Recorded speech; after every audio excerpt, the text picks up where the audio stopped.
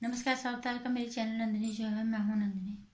अर्णव गोस्वामी के साथ आज जो भी हो रहा है, महाराष्ट्र सरकार पे तो लोग आग बबूला है ही। लोगों का बस चले तो 1 मिनट तक तख्ता पलट करके उसको नीचे कर दें। लोगों का बस नहीं चलता, लोग इज्जत करते हैं, क्योंकि फिर लोग अगर कुछ करेंगे तो फिर इन लोगों का हो जाए, लोकतंत्र की हत्या हो जाती है। जब गलत काम में करते हैं किसी जाने माने इंसान के साथ, किसी के भी साथ कुछ गलत हो, तब लोकतंत्र की हत्या नहीं होती। खैर, ये तो इनकी कांग्रेस शासित राज्यों में ये होता ही होता है।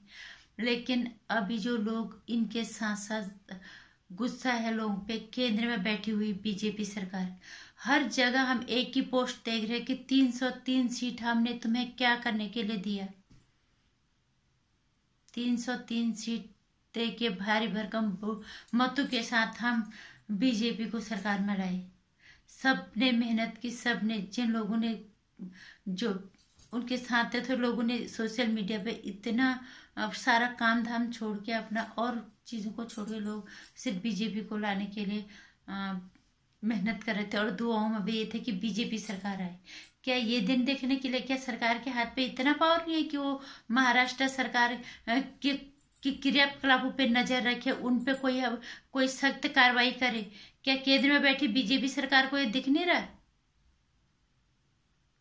कोई बात नहीं दिख रहा है। तुम्हें लग रहा होगा अभी तो हम सत्ता में, हम क्या अभी अभी तो हम आए हैं। 4 साल बीतने में कोई ज्यादा टाइम नहीं लगेगा। 3.5 साल ही लगा लो, 1.5 साल और चला गया। 3.5 साल जाने में और ज्यादा अब टाइम नहीं लगने वाला ज्यादा। घूम फिर के वोट लेने तुम हमारे पास ही आओगे। जब तुम्हें हमारे लिए इतना सा भी खड़ा नहीं होना है, तो हम ऐसे सरकार को क्यों सत्ता में दोबारा लाएंगे? क्यों हम उसको केंद्र में बिठाएंगे? आज जो भी महाराष्ट्र में हो रहा है, ये घटियापना, निष्ठा की हद क्रॉस वाले, हद से ज्यादा हो गया है।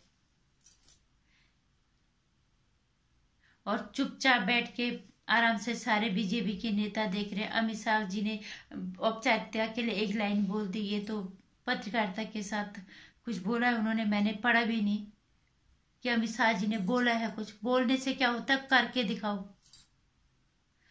कार्रवाई करो कुछ। जब लोग राष्ट्रपति शासन की मांग कर रहे हैं, तो आप उस पर क्यों नहीं उधर कदम उठा रहे हो? अगर आपको लगता है कि अर्णव गोस्वामी के खिलाफ जो पुराना केस खोल दिया गया है, तो आपके हाथ में है कि वहां महाराष्ट्र में जितने भी पुराने केस हैं सबको खुलवाइए।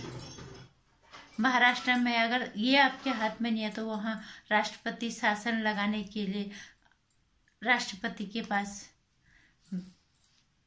भेजो लिखित, ताकि महामहिम राष्ट्रपति वहां के लिए आज्ञा दे सके राष्ट्रपति शासन लगाने के लिए, क्योंकि ये अब बर्दाश्त से बाहर है। कोई दो राय नहीं है। अगर अर्णव गोस्वामी को फिर कोई परेशानी हुई, अगर उन्हें नहीं छोड़ा गया, जन आक्रोश किस हद तक जाएगा, इसका शायद बीजेपी को भी अंदाजा नहीं है।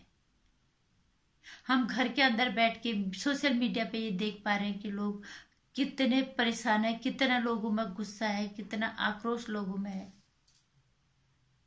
जितना उद्धव ठाकरे की निष्ठा पे, उतनी आज बीजेपी से लोगों को गुस्सा और नफरत हो गया है।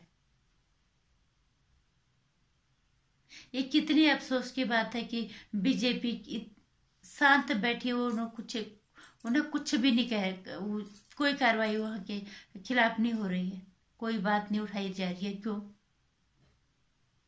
जब केंद्र में जो सरकार बैठी हुई है, उनके हाथ में इतना पावर तो होता ही है। अगर किसी राज्य में इतना गलत काम हो रहा है, तो प्रधानमंत्री के हाथ में इतना पावर तो होता है कि उसके खिलाफ वो कार्रवाई करे, कोई सख्त कार्रवाई करे। कोई छोटा मोटी बात थोड़ा हो रहा, महीनों हो गए वहां ये सब होते होते, पता नहीं अब किस अंजाम पे पहुंचेगी ये लड़ाई, ये तो पता नहीं। पर इतना तो तय है, खतरनाक मोड़ ले चुके हैं लड़ाई, और जीतेगा तो अर्णव गोस्वामी और अर्णव गोस्वामी के समर्थक। ये याद रखना, निर्णायक मोड़ पे जाके ही खत्म होगी, और निर्णय अर्णव गोस्वामी और उनके समर्थकों के पक्ष में होगा, क्योंकि सच के साथ यही होता है, और सच हमेशा जीतता ही है। सच को हारते हुए अगर किसी ने देखा है, लोगों को गुरूर होगा अपने पावर का, लोगों को गुरूर होगा अपने धन और बल का, लेकिन सच की ताकत को किसी ने, जानते हुए भी लोग अनजाने बनते हैं। और इसीलिए हम बार बार हर जगह एक ही बात करें कि बीजेपी को इसमें बोलना चाहिए, क्योंकि तुम पूर्ण बहुमत, तुम्हें तो कोई दल अगर साथ नहीं भी देता तब भी चलेगा, क्योंकि तुम अपने आप पर्याप्त सीटों से भी काफी ऊपर हो। पूर्ण बहुमत से भी तुम्हें ज्यादा सीटें वहां पे मिली। अगर कोई दल तुम्हारे सहमत नहीं भी होता है, क्योंकि सच के साथ लड़ने के लिए तो टूट फूट चलती रहती है। कोई जाएगा, किसके विचार मिलेंगे, किसके विचार नहीं मिलेंगे। जितनी ताकत से तुमने 370 जैसी चीज हटाई, पूरे पूर्ण बहुमत मा के राम मंदिर बनवाए, उसी तरह से महाराष्ट्र में हो रहे इस घिनौने कार्य के खिलाफ आप आवाज क्यों नहीं उठा रहे? उद्धव ठाकरे के द्वारा जितने भी काम है, इतना निंदनीय, तो मैं क्या बोलूं, शब्द ही नहीं है उसके लिए। उसके खिलाफ कोई कार्रवाई नहीं ले रही है सरकार। बहुत गुस्सा आ रहा है, बोल भी नहीं पा रहे अब तो, कि अब सोच रहे कि अब न्याय मिलेगा सुशांत सिंह राजपूत को, दिशा सल्यान को। ये उल्टा घुमाए जा रहे, घुमाए जा रहे, घुमाए जा रहे। और कभी अर्णव के पीछे पड़े तो कभी कन्ना के पीछे पड़े, कभी समर्थकों के पीछे पड़े, और सरकार चुपचाप देख रही है।